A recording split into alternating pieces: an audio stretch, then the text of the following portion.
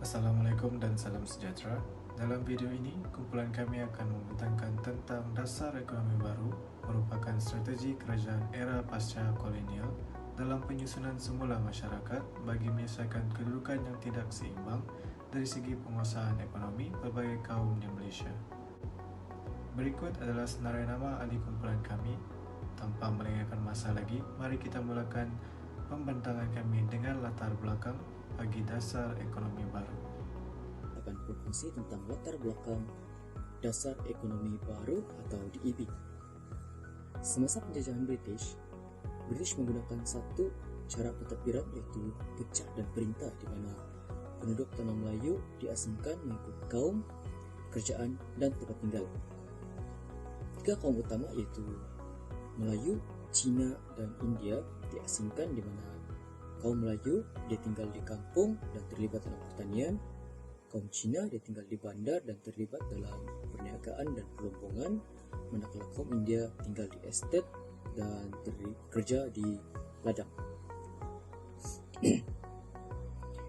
Disebabkan perkara ini, perbezaan pendapatan antara kaum itu sangatlah ketara sehingga timbul ketidakpuasan antara kaum, dan hal ini menyebabkan perkara ini terus memuncak sehinggalah berlaku peristiwa 13 Mei selepas pembentukan Malaysia. Ekoran daripada peristiwa 13 Mei 1969 ini, dasar ekonomi baru adalah satu dasar yang diperkenalkan oleh Tun Abdul Razak dan dilancarkan oleh kerajaan Malaysia pada tahun 1971 dan melalui rancangan Malaysia kedua. Tujuan utama untuk pelaksanaan dasar ekonomi baru ini adalah untuk mengimbangi jurang perbezaan ekonomi, sosial, kebudayaan dan penempatan serta mengurangkan ketidakseimbangan sosial ekonomi antara kaum dan wilayah. Itu saja daripada saya. Terima kasih. Seterusnya, saya akan membentang tentang pembasmian kadar kemiskinan. Antara usaha yang telah dijalankan untuk menyelesaikan masalah sosial ekonomi ialah mewujudkan peluang pekerjaan untuk semua golongan rakyat yang menganggur, terutamanya di kalangan Bumiputera dan rakyat luar bandar. Selain itu, menambah daya pengeluaran dan pendapatan. Dalam sektor perindustrian pula, DEB menggalakkan perusahaan kecil dan sederhana PKS serta menarik pelaburan asing bagi mempelbagaikan sektor ekonomi. Tambahan pula, DEB memainkan peranan penting dalam memodernkan kehidupan masyarakat luar bandar melalui pelbagai program pembangunan yang menyasarkan kawasan tersebut. Seterusnya, kerajaan menubuhkan pelbagai agensi seperti Majlis Amanah Rakyat, Perbadanan Usahawan Nasional Berhad dan Unit Peneraju Agenda Bumiputera yang menyediakan bantuan kewangan, latihan perniagaan, bimbingan dan peluang pasaran kepada usahawan Bumiputera. Sebelum DEB, sektor pekerjaan di Malaysia sangat terpisah mengikut kaum. Orang Melayu banyak bekerja dalam sektor pertanian dan perkhidmatan awam. Kaum Cina menguasai perdagangan dan perniagaan, manakala kaum India banyak terlibat dalam sektor estate dan buruh.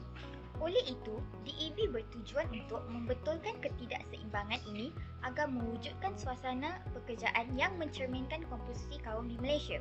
Akhir sekali, memperbaiki taraf dan kualiti hidup rakyat melalui pelajaran, latihan, kesihatan, kemudahan infrastruktur dan lain-lain juga merupakan salah satu usaha untuk menyelesaikan masalah sosial ekonomi.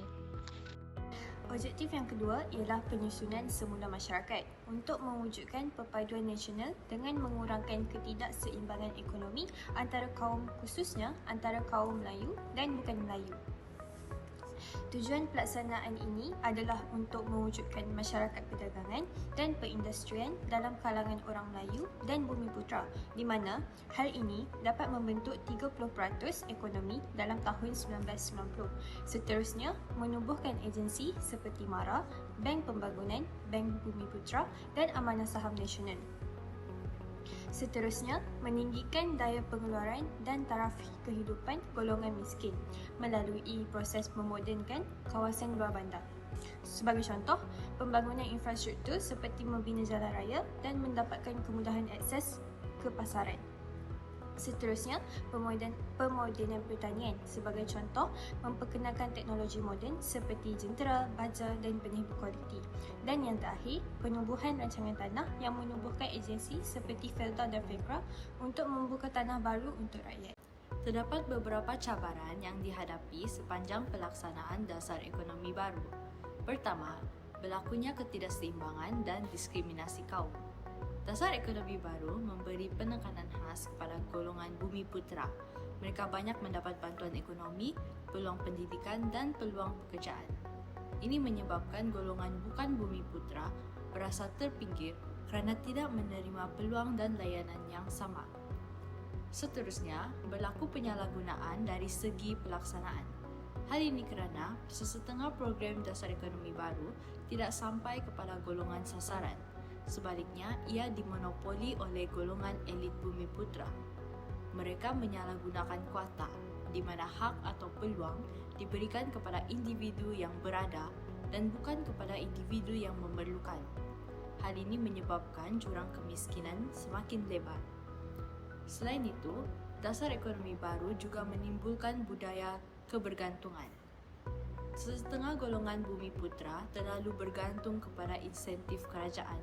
Mereka lemah berdaya saing dan berdikari untuk menambah baik status ekonomi tersendiri. Begitu juga dengan sesetengah syarikat yang gagal berkembang secara kompetitif apabila sokongan kerajaan dikurangkan. Di samping itu, pelaksanaan dasar ekonomi baru tidak seragam, malah lemah. Pelaksanaan dasar ini tidak seragam di semua peringkat negeri atau sektor. Sebahagian dasar hanya berjaya di atas kertas kerana penguatkuasaan yang longgar dan kurang pemantauan. Akhir sekali, dasar ekonomi baru tidak berjaya kerana isu keadilan sosial yang lebih menyeluruh. Dasar ekonomi baru terlalu menekankan kepada identiti etnik berbanding keperluan berdasarkan tahap sosioekonomi. Ini menyebabkan golongan miskin bukan bumi putera dan segelintir kumpulan seperti orang asli dan orang kurang upaya tidak mendapat perhatian setimpal. Melalui semua cabaran ini, kita belajar bahawa isu keadilan sosial sepatutnya lebih inklusif dan berdasarkan keperluan, bukan hanya kaum. Seterusnya, saya akan mengutarakan tentang kesan dasar ekonomi baru. Dari sudut yang positif, kita dapat lihat bahawa penurunan kadar kemiskinan dapat dicapai. Pada tahun 1970, kadar kemiskinan adalah sekitar 49% dan akhirnya menurun sekitar 17% menjelang tahun 1990 sepanjang dasar ekonomi baru dilancarkan. Kedua adalah pertumbuhan kelas menengah bumi putera. Seperti mana yang kita dapat lihat sekarang, terdapat ramai produk bumi putera yang telah berjaya menjadi jurutera, doktor dan juga usahawan. Tambahan pula, peluang pendidikan yang lebih luas juga adalah antara kesan dasar ekonomi baru, di mana penubuhan institusi tinggi seperti UiTM dapat memberi ruang kepada bumi putera untuk melanjutkan pelajaran mereka ke arah yang lebih tinggi lagi.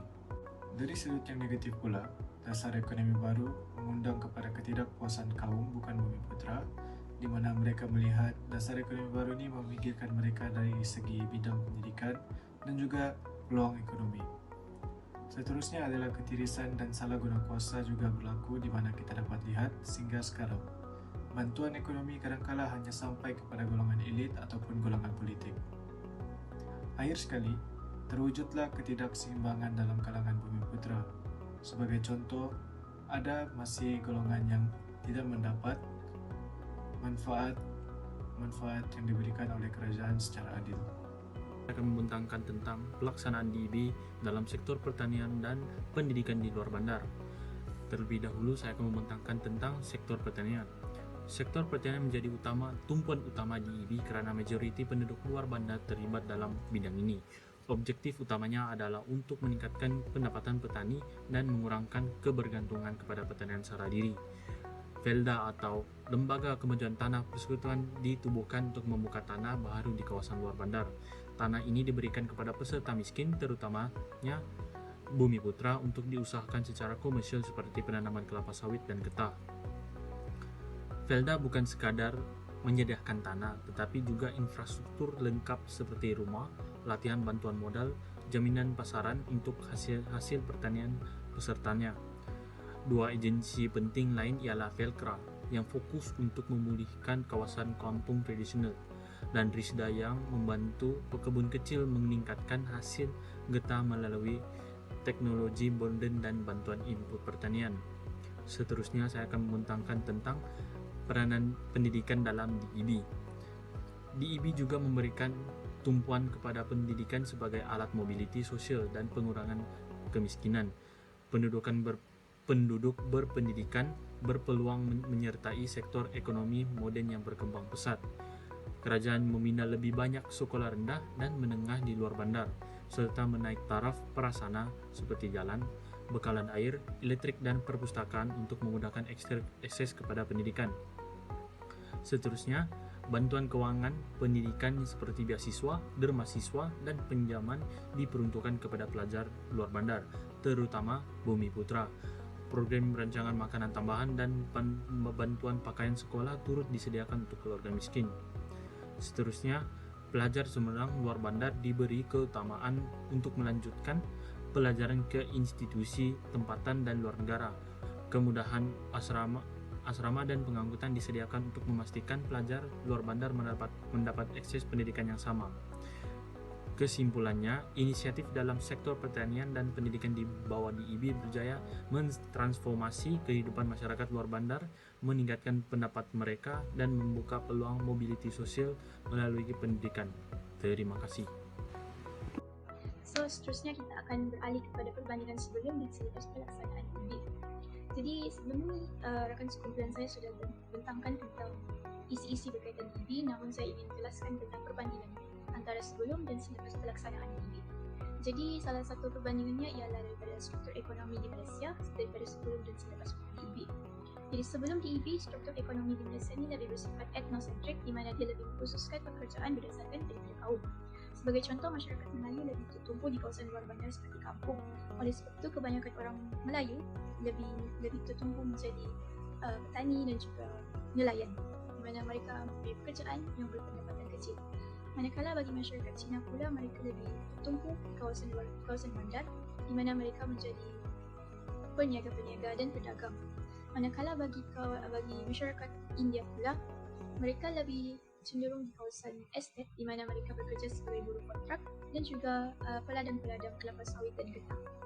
Hal ini menunjukkan jurang antara kaum yang sangat berbeza daripada segi ekonomi. Oleh itu, selepas daripada pelaksanaan DIB, kaum Bumi Putra ni mula diberi peluang dari dalam sektor ekonomi, dalam sektor perniagaan dan juga korporat.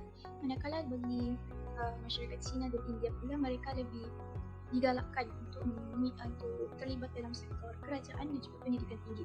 Sebagai contoh, PMB dan juga Felda telah ditubuhkan untuk membantu masyarakat Melayu dari segi diberi latihan dalam menjadi keusahawan, dalam bidang keusahawan.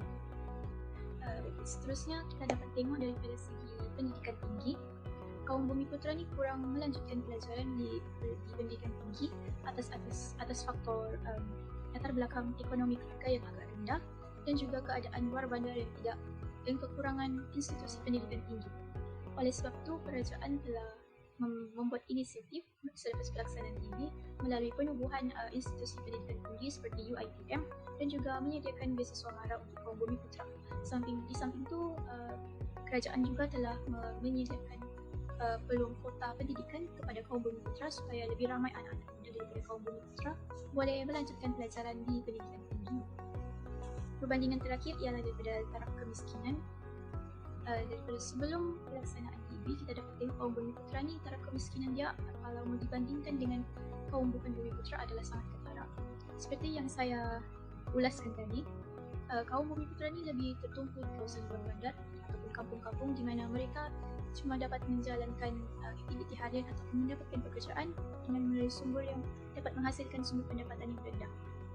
Oleh sebab itu, melalui pelaksanaan DIB, kerajaan telah memberikan inisiatif kepada kaum Bumi Putra melalui pembinaan kemudahan awam seperti sekolah, klinik untuk meningkatkan taraf hidup penduduk di kawasan luar bandar ataupun kepada kaum Bumi Putra, di samping meningkatkan lagi jurang ekonomi itu.